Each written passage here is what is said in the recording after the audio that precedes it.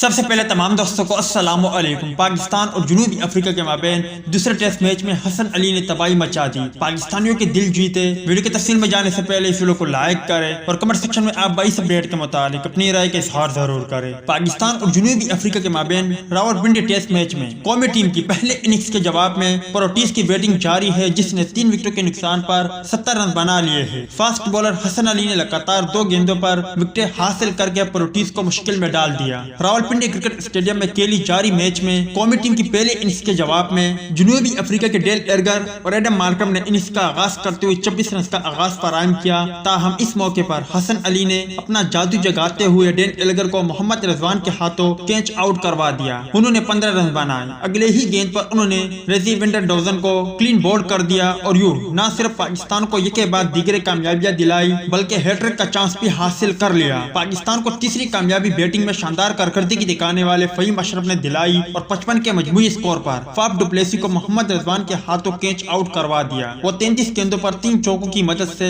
صرف 17 رن بنانے میں کامیاب ہو سکے۔ قبل ازیں پاکستانی ٹیم پہلے اننگز میں 272 رن بنا کر آؤٹ ہو گئی۔ کپتان بابر اعظم نے 77 رن بنائے جبکہ فہیم اشرف نے 78 رن کی شاندار ناٹ آؤٹ اننگز کے لیے۔ امید ہے دوستوں کہ آج کی ویڈیو بھی آپ کو پسند آئی ہوگی۔ ملتے ہیں کسی نیکسٹ ویڈیو میں، تب تک کے لیے اجازت دیجیے۔ اللہ حافظ۔